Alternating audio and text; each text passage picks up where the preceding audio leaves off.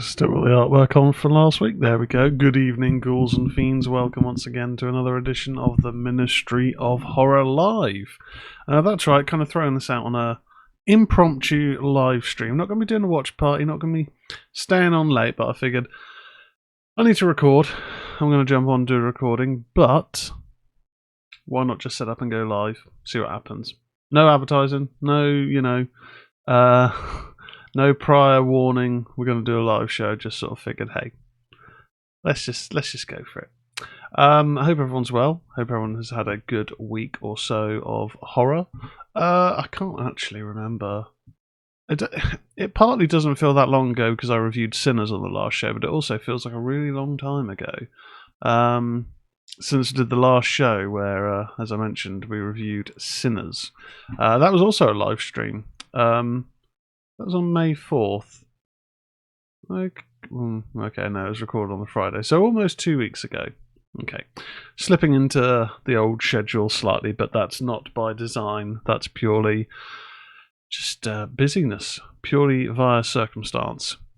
So, yeah, outside of that, we did a game stream on Monday. We played a bit more of The Thing, remastered on Xbox. We're making some progress. It's still very janky. That's not gonna change. It's still very janky, but we made a little bit more progress on that. Hey, we've got Eddie the Beast in the chat. Eddie says, "Isn't this surprising?" Yes, Eddie. Hadn't really planned on doing a live stream tonight. Hadn't really planned on recording necessarily tonight, but I kind of figured, okay, I finished work earlier on, did some bits and bobs. Need to record a show, really. Got a few films to discuss. Why don't we go ahead and do it as a live stream? And so here we are. Which reminds me, we have some reviews. There's no featured presentation, but we have some reviews on the docket. We're going to be reviewing the film that we watched after the last live stream. So the film that was watched on the watch party, Ash, which is on Prime. Also going to be reviewing Bagman, that came out 2024, but I don't really think I heard much about it. It didn't have much fanfare. And also Heart Eyes, which is one I have been looking forward to watching. So I've got 3 reviews coming up a bit later on. I haven't pre-set up the layout on here for the photos, but I will do that as we go. You know, there's no polish with this show. It just kind of happens as it happens, and then we just run with it. So, outside of that, I haven't really watched much horror TV. Horror TV is a little bit of a rarity, but what I would say is if you have Prime, I don't know how long it's going to be on for, and for whatever reason it's not all of it, but Channel Zero, seasons 1 to 3, not series 4, not sure why, but series 1 to 3 is currently on Prime streaming. I implore you to give it a watch if you haven't already. Season 1 is pretty decent. That's the Candle Cove. The idea being of that season, and we did a bit of a show talking about Channel Zero and also horror on TV. That season is in regards to it's all around creepypastas basically, but season 1 is around the phenomena of remembering a show from when you were a kid, and other kids remember that show as well from your area, but there's no record of it anywhere. It doesn't appear to exist. Okay. Series 2 is No End House, which I just recently, since I saw that Channel Zero was on Prime, I started watching that. Because I feel Candle Cove I didn't see that long ago. No End House is it's in regard to there's like this party where they go to this creepy house that sort of appears at the end of this street, but it shouldn't really be there, and it is almost like a dreamlike state, like it shouldn't exist outside of it kind of exists outside of the realms of plausibility. And then series 3, Butcher's Block, I think is the subtitle of that one. That is quite focused on mental health, hereditary mental health, but also cannibals. It's a very, very well made show. It's annoying Series 4 isn't on here, because Series 4 had some really, really, really creepy, but also some like heartwarming moments as well. But if you've never seen Channel Zero and you do have Prime, seasons 1 to 3 are on there. I'd recommend giving that a watch for sure. Outside of that, I've just been watching bits and bobs. Still slowly working through Twin Peaks Series 2.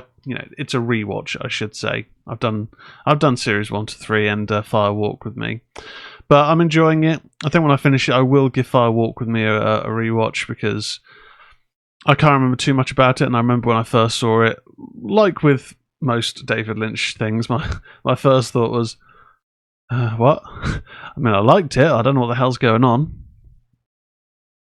But I'd hope now that I may be able to pick up on a few more things that I certainly probably did not notice or did not really comprehend the first time around.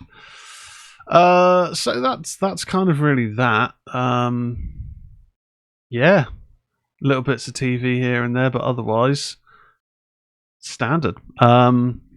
We will probably be streaming tomorrow, Wednesday 14th, doing a bit more Lost Records, Hope and Rage, Bloom and Rage. I have a feeling I have something tomorrow, or it might be Thursday. I would have to check my calendar. If there's any changes to the schedule, then I'll drop it on X and Discord, but otherwise, we should be streaming around 4 p.m. But without further ado, Ghouls and Fiends, it's time for the horror news.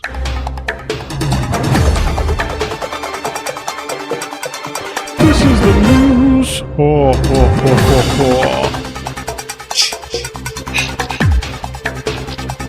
hang up on me again, I'll cut you like a fish, understand? There we go. Now it's time for the horror news. As per usual, the horror news comes from bloodydisgusting.com. Great news site, great updates here and there on social media. Check them out. Eddie the Beast in the chat says, tomorrow I'll be back by 4:30 possibly. Okay, I'll hopefully see you then if I am streaming. Obviously I need to check my calendar. I don't want to say 100% yet. I have a feeling there are plans tomorrow. Also, still can't get Prime yet. Yeah. I'm not advocating the sharing of passwords and whatnot, but if you know people who have it and are generous, then there we go. Take it from there. Okay, so coming up first from John Squires. This was published on Friday, so it's a couple of days out of date, but it's 7 new horror releases from Friday. So, first up, the young adult slasher novel by author Adam Cesare comes to the big screen in Clown in a Cornfield, and RLGE Films and Shudder have released the film in theatres today, Friday. Eli Craig of Tucker and Dale vs. Evil directed the movie adaptation. Katie Douglas, Corson McCormick, Aaron Abrams, Will Sasso, and Kevin Durand lead the cast. In the bloody slasher movie, Quinn and her father have just moved to the quiet town of Kettle Springs, hoping for a fresh start. Instead, she discovers a fractured community that has fallen on hard times after the treasured Bay Pen corn syrup factory burnt down. As the locals bicker amongst themselves and tensions boil over, a sinister, grinning figure emerges from the cornfields to cleanse the town of its burdens, one bloody victim at a time.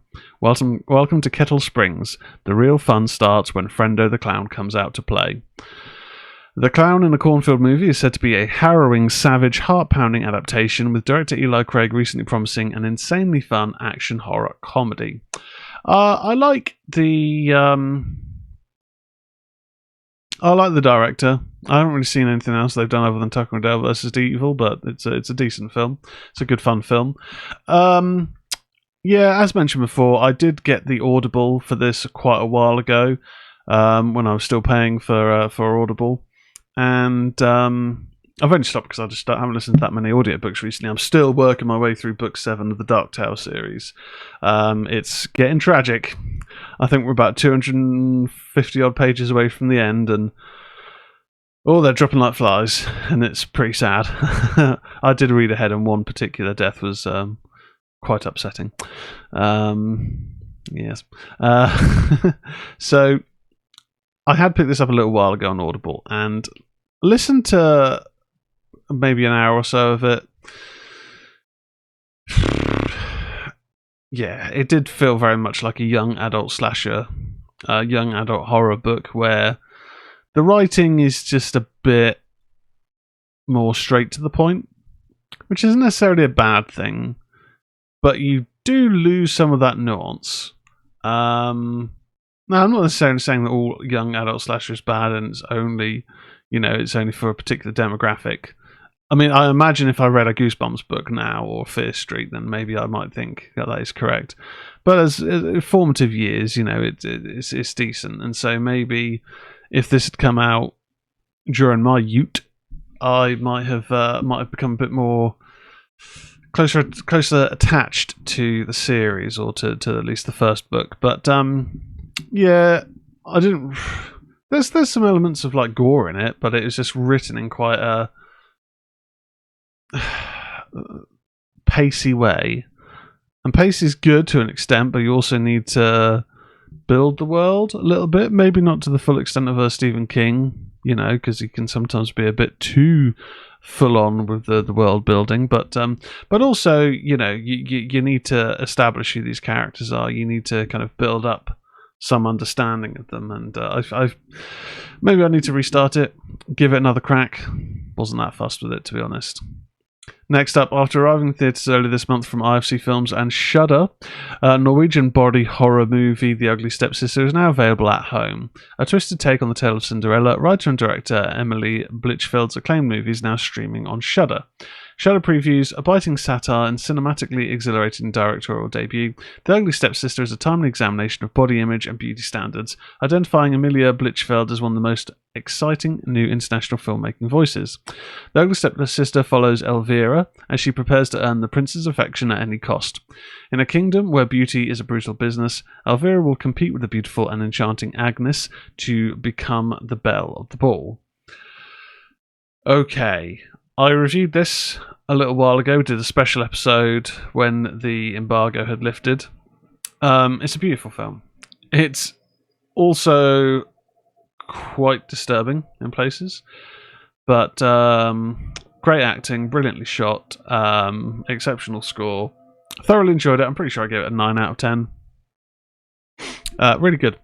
Really, really, really good for The Ugly Stepsister. Next up, the feature debut of director Courtney Roy, horror movie Cryptic, premiered at South by Southwest last year, and Wellgo USA brought the film home to digital outlets beginning today, May 9th. Kay is in trouble. A strange encounter in the woods has left her with no memory. Only one thing is certain. She is the spitting image of missing monster hunter Barb Valentine. When an intruder breaks into her house, she runs with no idea where she's going, but she knows her only chance to reconnect is to shed more light onto Barb's mysterious disappearance. Random encounters seem to point her in the right direction, but what was hoped to be a journey of self-discovery gradually becomes a hunt for the monster itself. I mean, the artwork showing some sort of skinny Bigfoot with long fingers, kind of talon-like claws, with what looks to be a mouth where its mouth should be, of big white teeth, and also potentially a mouth on its chest. So it does look like it could be kind of creepy. Haven't heard of any of the cast. Or Sarah Hayward's in the cast. Now, was she not in Modern Family? Quite possibly. I'll keep an eye out for it. It may be one of those films that just sort of flies under the radar, at least here in the UK.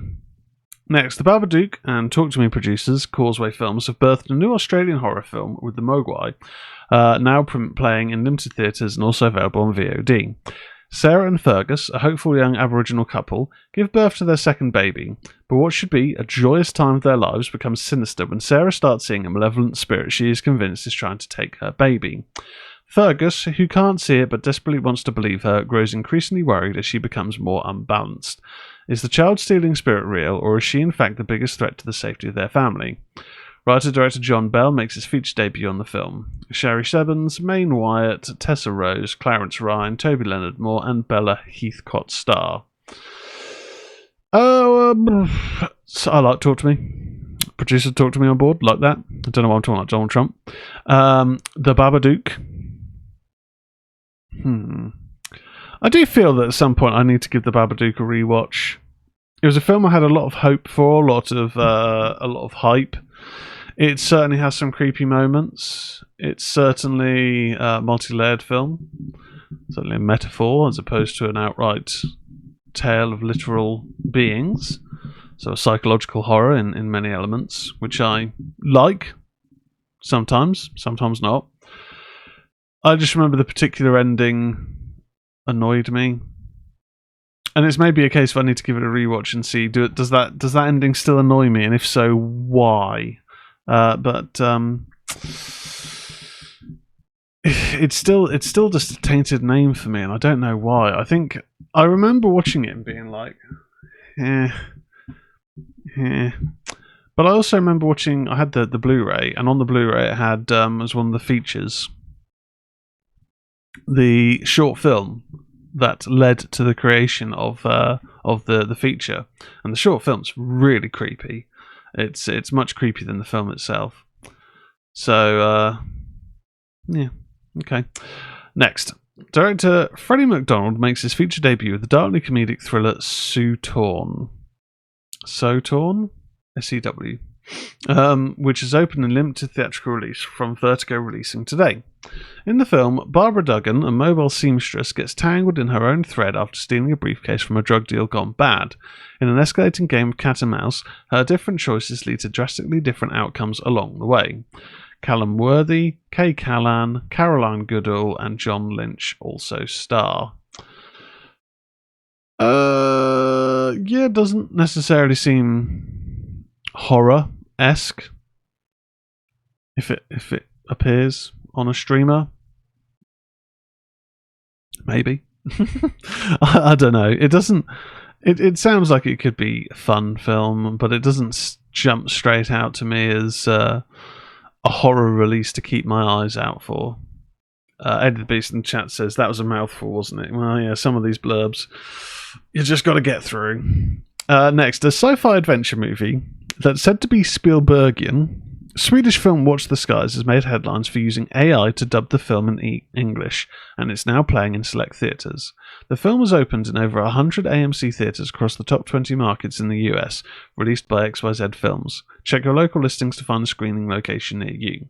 Watch the Skies is the world's first theatrical full-length feature to use AI for immersive dubbing, making the characters appear to be speaking English, even though the original film was shot in Swedish. This pioneering approach made by AI company Flawless seamlessly integrates the voices of the dubbing actors into the film, ensuring perfect lip sync and eliminating the need for subtitles. The film is dubbed by the original Swedish cast speaking English. Watch the Skies follows a rebellious teenager who believes her missing father was abducted by aliens. Joining forces with a quirky UFO club of endearing misfits, she embarks on a high-stakes adventure that defies the law and challenges the very fabric of reality. This really comes down to what your feelings are on AI. Now, I think this use of AI in a film is a little bit of a double-edged sword. Because on one hand, part of an issue for international cinema, international films, getting a wider audience can be the cinema going or the film viewing public's reluctance to watch a film in subtitles. Obviously, there's not everyone, but there will be a portion. I'm not going to say a large portion. I just don't know the stats, but there is going to be a sizable portion of viewers of film who do not want to watch a film with subtitles. They don't want to have to read the film. I get that. I used to enjoy watching a lot of foreign language films. I just find that recently I need to be in the mood. I need to have my phone nowhere near me. I need to just be focused. And that sometimes is difficult. It happens few and far between, but I do still have that want to put in that time. The option is always there to watch a film dubbed. I sometimes don't mind it, but sometimes it is just really off-putting because you can see their mouths are moving, and it's a different, and sometimes the English voice acting can be atrocious, like noticeably bad, and it's quite sad because you can see the performance on screen it looks like they're actually playing the role quite well, but the the dialogue that you're hearing just sounds shite. So this sounds as though that is overcoming that issue, and that foreign language films, if they utilize this use of AI, could achieve a greater success outside of their native language, outside of their filmed locale, country of origin. But it's another thing with AI where it just seems dangerous. It just sounds like what would then stop a film coming out and someone saying extreme things and using this software to make it look as though those people are saying it. I know that's a deep fake thing. I get that. I don't know how well it works in the film, but it is just one of those things where it's like, how easily can you see that this is AI? Is it easily identifiable? And if that's the case, will that not detract from its whole purpose in the film of to make you believe you're watching an English language spoken film?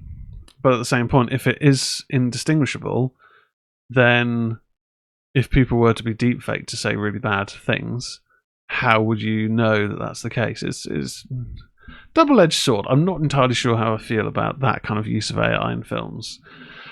Next, and finally this week, inspired by the true story of Sweden's first woman to be killed for witchcraft, Feed is now available on VOD outlets beginning today from Freestyle Digital Media.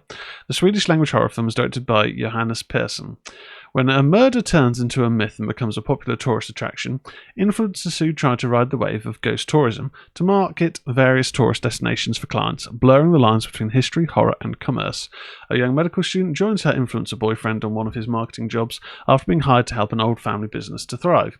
But they soon find themselves stuck on a tiny island in a lake in which an ancient Swedish witch is said to live. The goal is to make potential tourists believe that old witch Marit lives in the lake around a commercial campsite, but there's soon reason to believe that Marit is more than just a made-up ghost story. I mean, there is a trailer. The artwork used for the trailer doesn't feed me with a lot of optimism that this looks like a good film. The blurb there sounds interesting enough, sure. I'll just put the trailer on muted. Just have a little scan through, see how it looks. Oh, it's a mixture of found footage.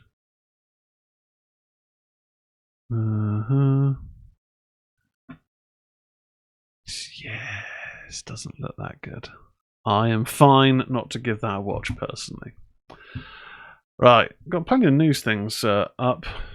Whether we read them all, don't know yet. Gun Interactive ends future content updates for the Texas Chainsaw Massacre, the game. This comes from Mike Wilson.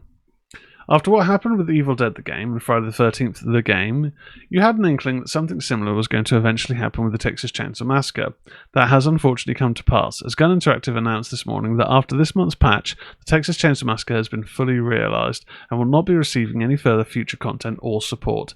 This means that there will be no more DLC, balance updates, or bug fixes. We feel proud of the game we've made, and we're happy that we're at a point where we feel the Texas Chainsaw Massacre has reached its full potential, states Gun Interactive.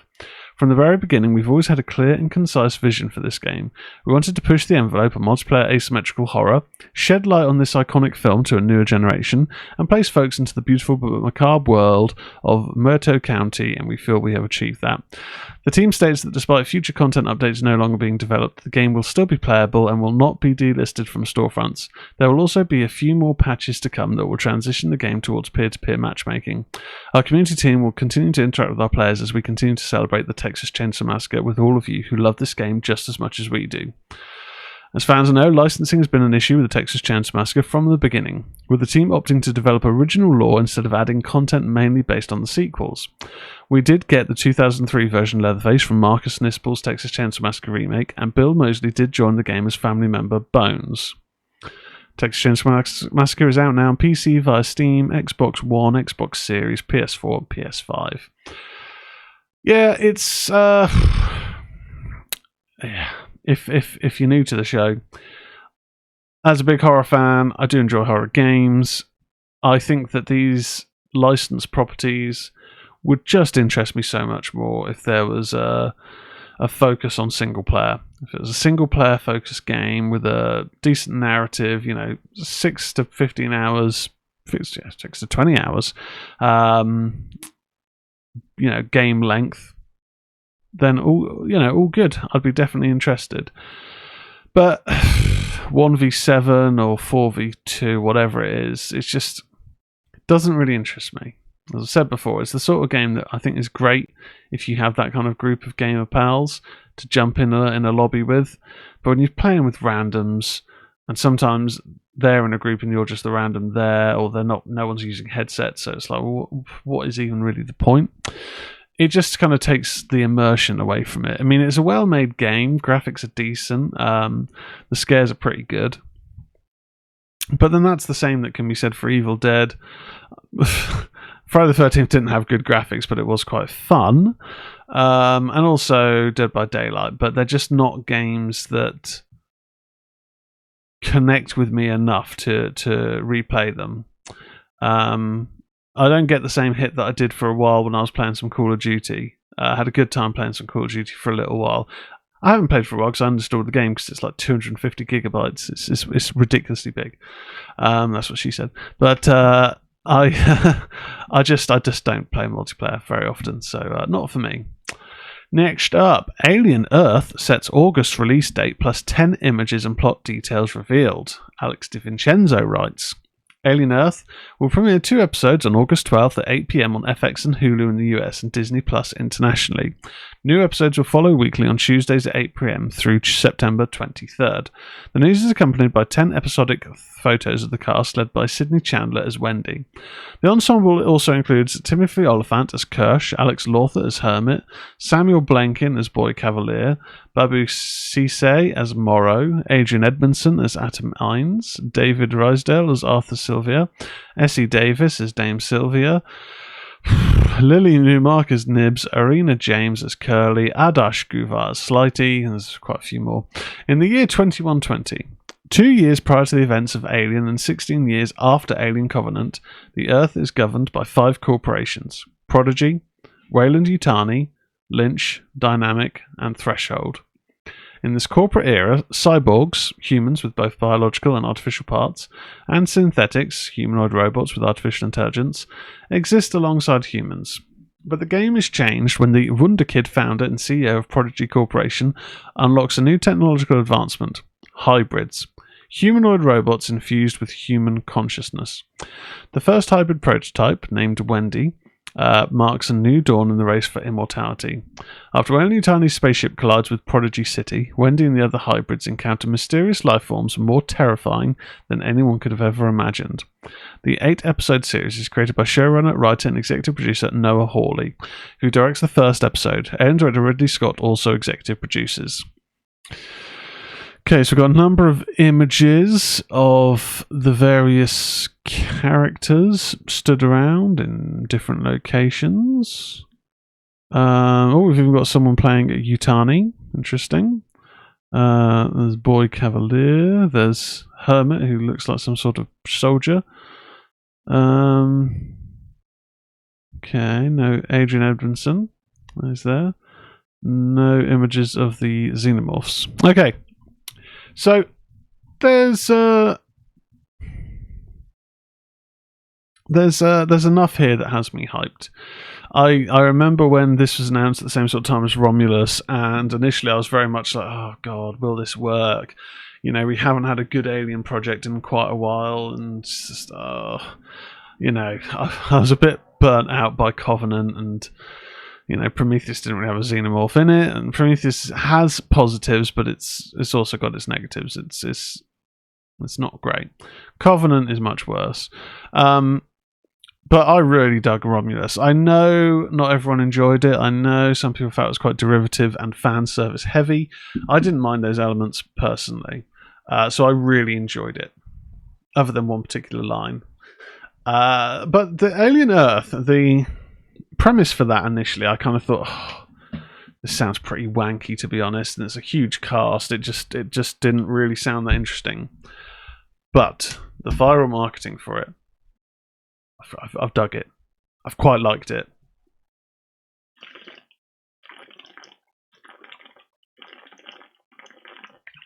Apologies for the prolonged break. I was incredibly thirsty. So I do like how it's looking.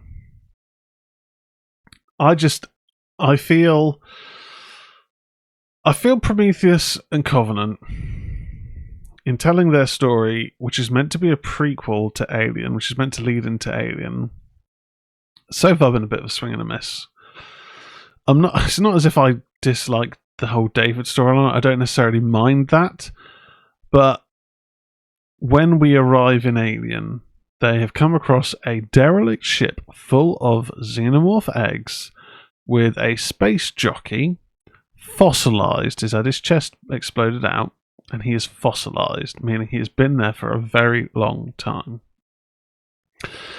So, if that is the case, and then David hasn't created the xenomorph, then it's more of a parallel story than an actual prequel to Alien. It may well indicate or confirm how the Weyland-Yutani Corporation knew of the location or the whereabouts of alien xenomorphs for bioweapons engineering reasons.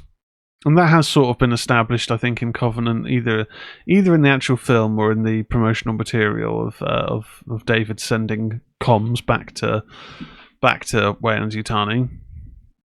I think actually even with his distress signal that was picked up by the ship in Covenant, but it's still no closer to properly explaining what happened on that ship.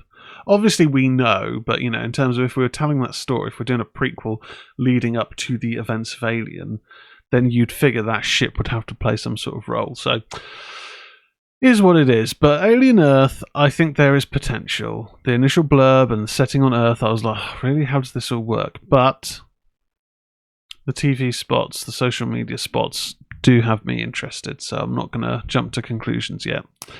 Next, The Conjuring Last Rites teaser trailer previews the terrifying final case for the Warrens. John Squires writes, discover why this case was their last. That's the compelling hook for The Conjuring Last Rites, the final film of the franchise starring Vera Farmiga and Patrick Wilson. Official trailer is out now. From New Line Cinema comes the ninth entry in the more than 2 billion theatrical Conjuring universe, The Conjuring Last Rites. Directed by franchise veteran Michael Chavez and produced by franchise architects James Wan and Peter Safran. The Conjuring Last Rites delivers another thrilling chapter of the iconic Conjuring cinematic universe based on real events. Vera Farmiga and Patrick Wilson reunite for one last case as renowned real-life paranormal investigators Ed and Lorraine Warren in a powerful and spine-chilling addition to the global box office-breaking franchise.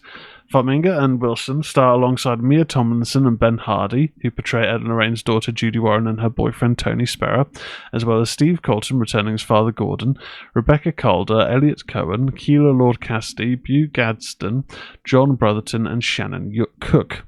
Michael Chavez directs from a screenplay by Ian Goldberg and Richard Naig and David Leslie Johnson McGodrick. Story by David Leslie Johnson McGodrick and James Wan, based on characters created by Chad Hayes and Carey W. Hayes. The case, the famous Smurl family haunting, which refers to claims made by Jack and Janet Smurl of West Pittston, Pennsylvania, who alleged that a demon inhabited their home between 1974 and 1989. You can learn more about the Smurl haunting over on Wikipedia. Now, I've never actually heard of the Smurl haunting. So, I do enjoy the Conjuring series. They're not all great, but the first Conjuring I thought was excellent. Conjuring 2 really enjoyed. The Conjuring, The Devil Made Me Do It, I thought was better than I was expecting. Annabelle 1, meh. Annabelle Creation, very good. The Nun, better on a rewatch. Wasn't that impressed in the cinema. Annabelle Comes Home, meh. The Nun 2, pretty good. So it's a series that I am generally hyped for. I definitely want to see this in the cinema. I didn't see The Devil Made Me Do It. I think that might have been affected by COVID and its release. And I think I may have only seen the first 2 films in the series in the cinema and The Nun. But yeah, for a series that I enjoy, I haven't actually seen all the entries in the cinema. Very poor form from me. But yeah, I'll have to read up after stream on the Smurl Haunting. Not something I'm that familiar with. Eddie in the chat says, I get because there is no story mode for the games like Killer Clowns from Outer Space game. Yeah, I'd forgotten about that game. If it appears on like Game Pass, PS Plus, whatever, I'll check it out, but I'm not going to spend money on it. Eddie also says, right, Tez, I've got to go. If I'm able to, I'll return later, but if I can't, hope to see you tomorrow. Thanks very much for stopping by, dude. Take care. Catch you later. Next up, McCurdley Point trailer. Found footage horror from the Groundlings members. Alex DiVincenzo writes, Maine is the second most haunted state in America, with over 800 sightings a year. In 2023, a record 1,364 people went missing. Several members of the fabled improv comedy troupe The Groundlings used that as a jumping-off point for the found footage horror film McCurdley Point. It follows 4 friends documenting a celebratory getaway to a remote cabin in the woods of Maine, only to find themselves pulled into something far more sinister. Ryan Goll of Superstore, which I like Superstore. I'll have to Google that person because I don't know off the top of my head who they are. Right, yeah. He's the boyfriend or the ex-husband of Amy. Keel Kennedy, Jerry Krulok, Christian Noah Roberts, Alison Dunbar, Patty Guggenheim, and Laird McIntosh star. Jeremy Brothers and Nick Paonessa co-direct from a script by Brothers and Gale based on an idea by Kennedy. Okay. I'll have a quick look at the trailer, just skip through to look at the quality. It's found footage. Okay, a bit of a Mexican standoff. It's hard to tell with found footage trailers because you kind of need to be immersed in what is going on. It's part of the allure with a found footage film is almost falling into the trap of thinking, "Oh, this actually is a documentary. This actually happened." So trailers don't really give that much away, especially watching it on mute on live stream. Doesn't work as well. Next, bloody survival horror game Gore Doctor out now on Xbox, coming to PS5 May 27th. Mike Wilson writes, released last year onto Steam, Salient Games' psychological horror title Gore Doctor is finally making its way to consoles, courtesy of publisher Ultimate Games. Slashing onto the Xbox Series today, the game will be heading to the PlayStation Store on May 27th for the PlayStation 5. As you might expect, Gore Doctors draws inspiration from iconic films such as Saw, Hostel, Texas Chainsaw Massacre, with Rockstar's Manhunt thrown in for good measure. You find yourself abducted and imprisoned in the confines of Dr. Goreberg's Institute. Once a respected psychiatrist, Dr. Goreberg's descent into madness followed the tragic loss of his wife, Scarlett, to an incurable illness. Unable to cope with his grief, he transformed his institute into a hellish realm of despair and death, populated by grotesque mutants resulting from his weird, twisted experiments. As the protagonist, players must navigate through the institution in search of an escape. However, survival comes at a gruesome cost, often drenched in the blood of others. Players will have puzzles to solve and enemies to overcome at every turn, and with your limited weaponry, it's best to avoid conflict rather than face it.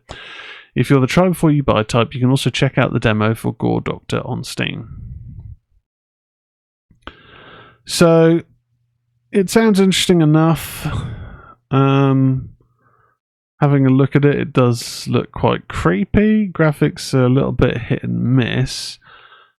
But this whole talk of the player finds themselves in this world, the player will have to face this, makes me think it's probably not that story focused. It's probably more just drop into a location and try and get out of there without dying. Yeah, okay. So next up, finally I should say in the news, Jigsaw directors to helm contemporary Headless Horseman film Headless. Alex DiVincenzo writes, the Spearlig brothers will direct a contemporary reimagining of the Headless Horseman anthology titled Headless. Deadline reports. In the upcoming horror movie, a rudderless hitchhiker and a driven woman avenging her family's death must stop a motorcycle-riding semi-immortal ghoul that feeds off the carnage it causes on desert highways by decapitating it and getting its head far enough away, long enough, from its relentlessly pursuant, still-living body. With nods to Mad Max and the Terminator, the script is written by Shane Armstrong and S.P. Krauss. Developed with support from Screen Queensland, the film was produced by Chris Brown for his Picture in Paradise, Martin Metz for Rosewood Pictures, and Diana Ledeen, Sting. Cameras and heads are due to roll in Australia later this year. Altitude will present the project to buyers on the Cannes Croissant this week.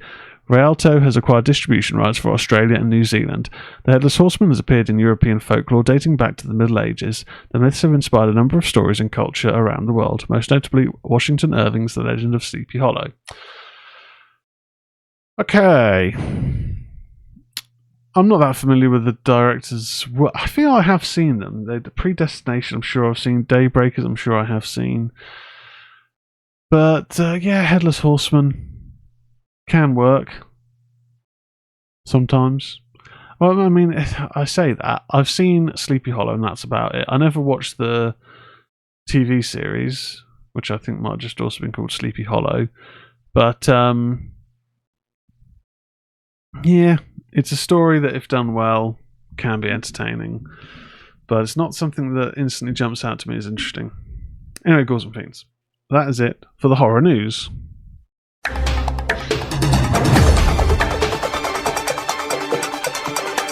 The news. Ho, ho, ho.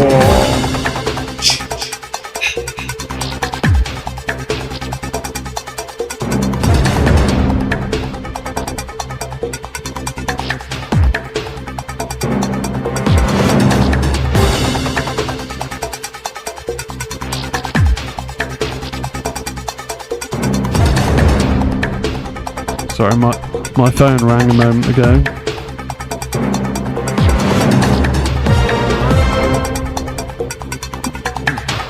Don't think I've ever got that far into the This Is the News music before.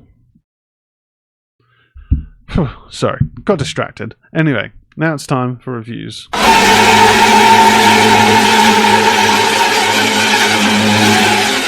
Now I haven't prepared the artwork to appear on screen. My bad. But you can use your imagination. You can Google the films if you want to see the artwork. First up, a film that we watched on stream last week at the end of the watch party. Don't know why, but my headphones are really digging into my ears today. We watched Ash, a 2025 American science fiction horror film directed by Flying Lotus and written by Johnny Remley. Now, who is Flying Lotus? Stephen Ellison is an American record producer, DJ, filmmaker, and rapper. Oh, there you go. So, as with all of our reviews, we'll look at the highs, lows, talk about what I liked or didn't about the film, and I'll give it a score out of 10. So, the plot deals with an astronaut who awakens aboard a station on a strange planet with all her crew killed. Subject to amnesia and paranoia, she can't determine whether or not to trust a man who claims he knows her and was sent to rescue her. Okay. So, we'll start off, we'll read a bit about the plot. We won't go into spoilers, because there's quite a big plot here. But,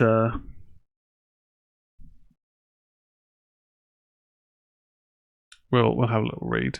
So, an astronaut, Rhea, abruptly wakes up aboard a scientific research station on a distant, barren planet with no recollection about where she is, how she got here, and what happened to her, apart from some nightmarish memory fragments. As she explores the station, she finds several corpses and then hears someone entering through the station's airlock. Ambushing the arrival, Rhea discovers that there's a man naming himself Brian, who claims to know her and to have come here after receiving a distress call from her. In the course of Rhea and Brian's investigation, supplemented by occasional flashbacks, it is revealed that Rhea, Brian, and the deceased crew, Addie, Kevin, Clark, and Davis were part of several exploratory expeditions from Earth to discover new habitable planets. With the other 6 expeditions lost, the latest discovery, the planet they're on, designated KOI 442, and nicknamed Ash by Kevin, is Earth's last hope for success. While the others inhabited the planet-side station, Brian stayed on a second station in orbit to maintain contact with Earth and monitor the crew's progress. After unsuccessfully trying to find a trace of Clark, the only crew member not found among the dead, Rhea and Brian make preparations to leave the planet within 12 hours and reach the orbital facility, as the ground station systems are compromised and life support is failing. Rhea begins to experience more frequent flashbacks of her crew dying horrifically, including by her own hands. During Meteor Storm, the station system registers a hull breach. While working on the seal to the breach, Rhea finds signs of someone having been inside the maintenance shafts, and based on her flashbacks, she suspects that Clark is still alive and was infected by something unknown which caused her to become psychotic, thus making her responsible for the crew's death and now the station's sabotage. Okay. So, this is a film that looks nice. I will say that it is quite arty in terms of the use of colour in the film for a sci-fi film. It's quite vibrant in places, good use of shadows and darkness. It's a film that's 95 minutes long, but drags for about 60 minutes at least. It is a bit of a slog. I don't think it helps that the lead actress in this, Eiza Gonzalez, I don't know what they're like in other roles, but I don't think they were very good in this personally. It wasn't a great performance, I would have to say, which is a shame. Aaron Paul does okay, everyone else does okay. But it's one of those films that does that little trope of to suggest that there is nightmares or really quick rapid fire recollections affecting the brain. It does that kind of sharp editing trick, which I always just find is really sort of cheap, and especially when it gets done a lot in the film, it's really quite off-putting. And for a pretty decent enough cast like Iko Uwais, Aaron Paul, Kate Elliott, Beulah Coley, it doesn't do a huge amount with them. The story itself is quite interesting, but when it comes to sci-fi horror, it's pretty much paint by numbers in terms of Earth needs a new Earth due to running out of resources or whatever. Finds an Earth, but there is an alien entity that looks to assimilate, that looks to take control of the bodies. It's nothing new. It's the thing for 2025, but just obviously not done as well at all. The last 20 minutes, half an hour is decent, which is a shame because of what kind of came before it. When we're actually seeing what happened, what actually went down, it's decent. It's quite creepy performances. It does go quite body horror, and does go quite The Thing or The Void inspired in the final sort of face-off. So it's kind of a little bit too little too late. And also the music isn't that good in this. The music is a bit jarring in places. It's a shame because there was a fair amount of, well, not a fair amount of hype, but it's plastered all over the front page of Prime, which makes you think that they're pushing this film, and it's a bit of a waste to push this film because I didn't think it was that good. Ash, which is available now on Prime, is getting a 4 out of 10. 4 out of 10 for Ash. Next up, I watched what's recently hit onto Prime is Bagman from 2024. Bagman's American supernatural horror film directed by Colm McCarthy, written by John Hume, stars Sam Claflin, Stephen Cree, Frankie Corio, William Hope, Antonio Thomas, and Neil Linpo.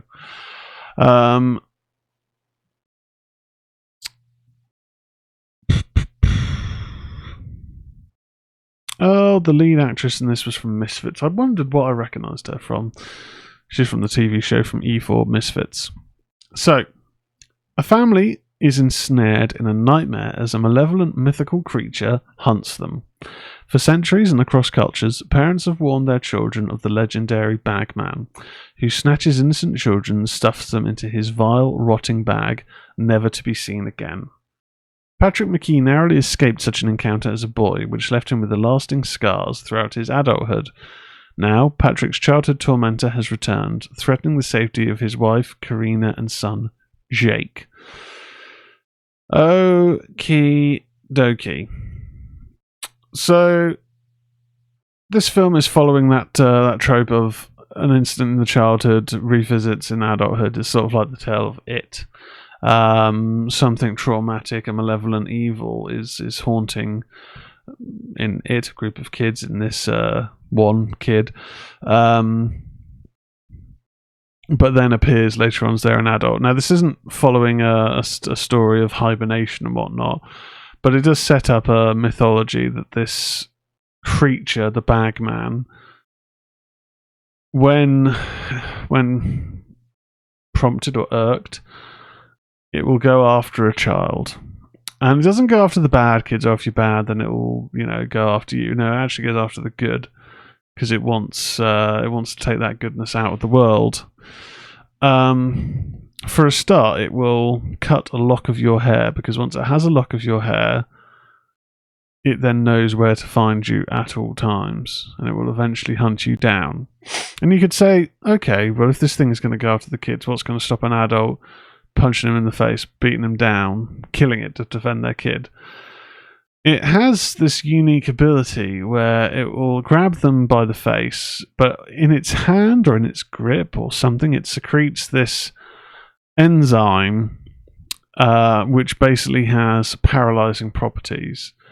So if an adult gets in its way, it can just grab them by the face, put them down, and then they can't do anything but watch as it opens this massive Ziploc duffel bag and then stuffs the kids in them and then closes the bag. But the Bagman in itself is quite creepy. Doesn't feature that much in the film, which I think is a positive. But the mythology itself is creepier than what actually occurs, mostly. I will say this film has a pretty decent finale.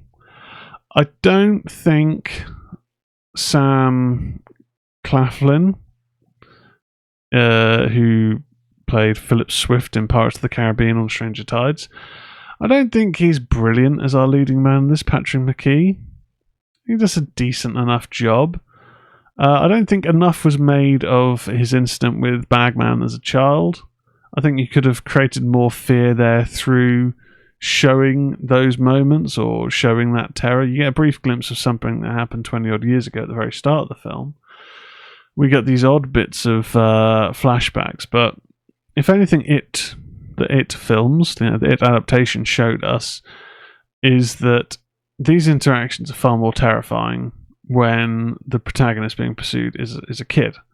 So then when it comes back to them as an adult, we understand that ingrained fear that they have because we've experienced what they had experienced.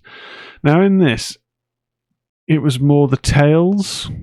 He didn't necessarily have to fight off the Bagman, just he came a bit close and the Bagman had his scent, but he had something to protect himself.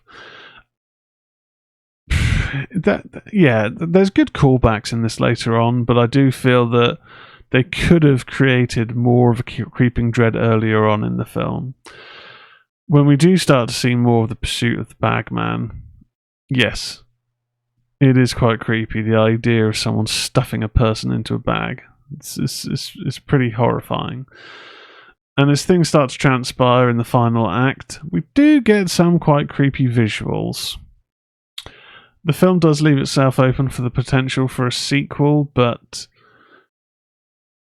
is that likely? I don't think so. I don't know how well it did. I don't know about a theatrical release. I don't think it had a theatrical release in the UK. I mean, it's a well-made film. It looks like it's had some money behind it, but how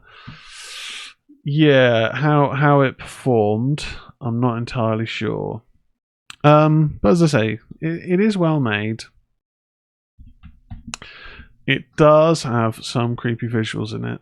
The Bagman itself, hit and miss. I would say hit and miss. It's an interesting idea to create a new villain, and I appreciate that. I think it's better than relying on what can we churn a sequel out to or a remake to. But did it nail it? No. 5.5 out of 10 for Bagman. It's on Prime, free if you have Prime, but was it a slam dunk? Was it a home run? Was it a penalty goal? As we're in the UK cinema, I'm using the American sport analogies. No, it's not. But there is some good stuff in there. And then finally, a film I have been looking forward to watching for a little while, and is now available on discount to rent. So it's available to rent or buy. It's currently available on a discount to rent. Heart Eyes, 2025 American romantic comedy /film, directed by Josh Rubin and written by Philip Murphy, Christopher Landon, who also produces, and Michael Kennedy.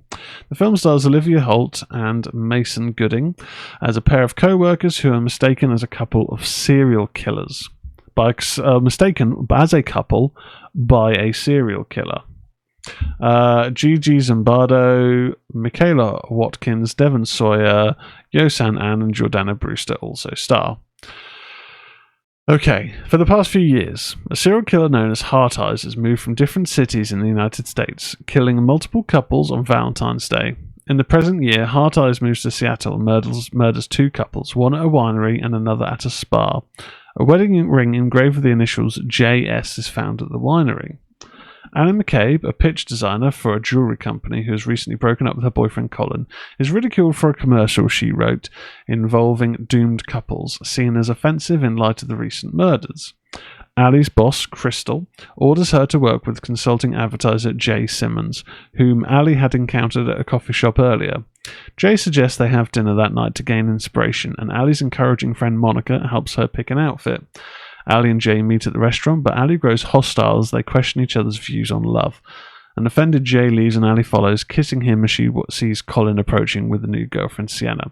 From a distance, Heart Eyes watches. Okay.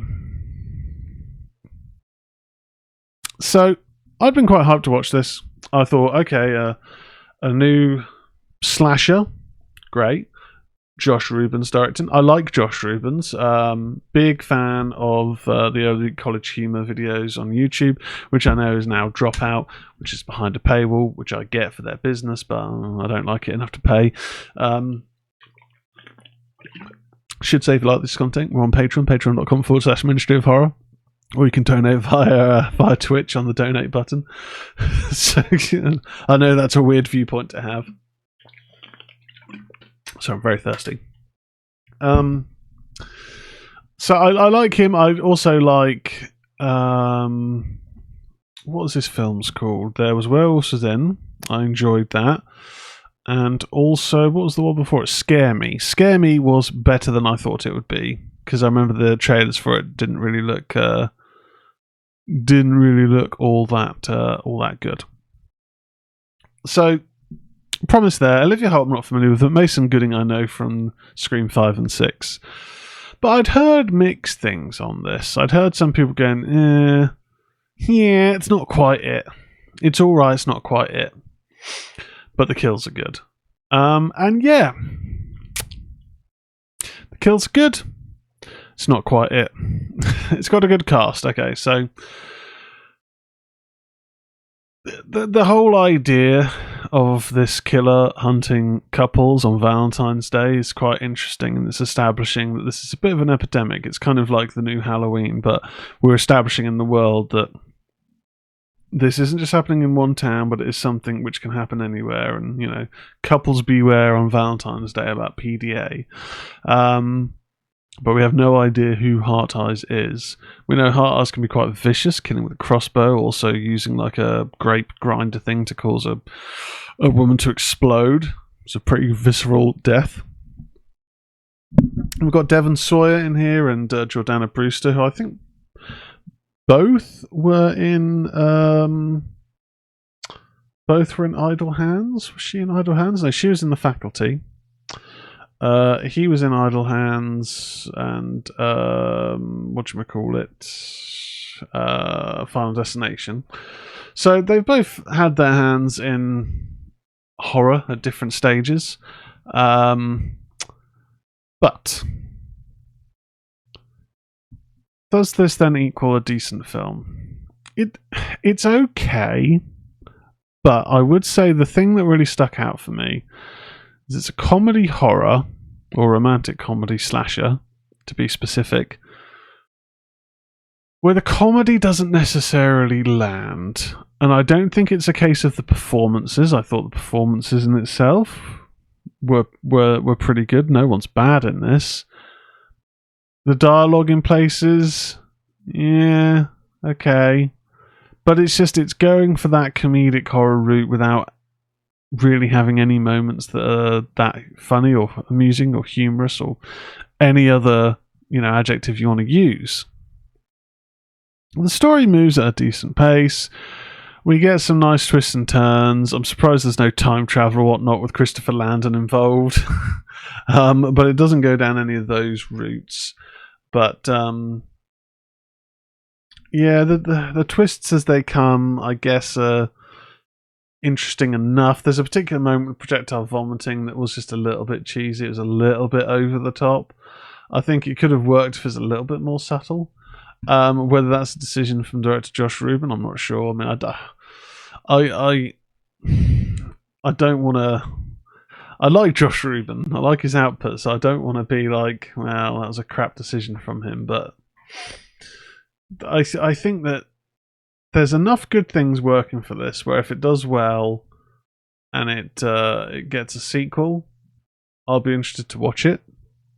But I don't know if it's done well enough to get a sequel, and also films these days don't have that post-cinematic release at home video boost, because a lot of it's all on streaming now, and obviously the revenue on streaming is much, much smaller. But it was just a little bit disappointing, I have to say.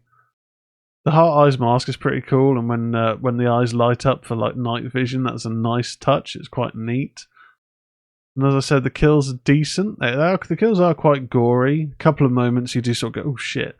But it's not. It's kind of blurring that line between wanting to have. Well, it's not blurring the line between wanting to have the gore of Terrifier, because that's just always that's ridiculous. It's way over the top. But it's trying to be quite outlandish while also being in the realms of like a Scream film, for example. It's sort of trying to toe that line. So, am I going to rush to buy this to add it to my collection? Unfortunately not. I actually do think it was better that I rented the film as opposed to buying it. Because I would have normally just, if a new horror film is coming out that I think I'm going to want to watch that. I'm a collector. I do like to add to my collection where appropriate. Where appropriate, cost of living crisis, wedding year, and all that. But in this instance, I am kind of glad that I didn't spend the £15-20 to get it on Blu-ray, 4K Blu-ray, but instead £4 to rent it. I can deal with that. That's a couple of Starbucks, that's some coffee. 6 out of 10. There is good in this. The performances themselves are good. I think the writing let it down a bit. There's some good gore there. The music is decent. It's going for that lovey-dovey romantic element in the score. The world it's establishing, I dug.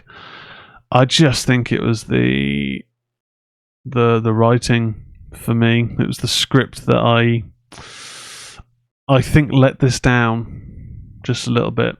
6 out of 10 for Heart Eyes, available now to rent on VOD. Right, Ghouls and Fiends. It's been our little impromptu stream. I'm going to probably go and read for a bit, wind down for the evening, get some editing done, do some bookkeeping work. Shout out if you in the UK and you need a bookkeeper, you need a self-assessment done, CIS declaration, VAT returns, payroll. Head to www.tselliott, which is TSELLIOTT, not from my microphone there, tselliott.co.uk, or search for on social media TS Elliott Bookkeeping, TikTok, Facebook, Instagram. We're on there. And get in contact for a quote. Got to do a bit of business shilling there. Ministry of Horror on X, Ministry_Horror on TikTok and Instagram and Facebook. Check us out on all those platforms, also on the Discord. You can get a link from one of those locations, I'm sure. Patreon.com/Ministry of Horror. Shows that are recorded go out there exclusive 48 hours before on general platform streams.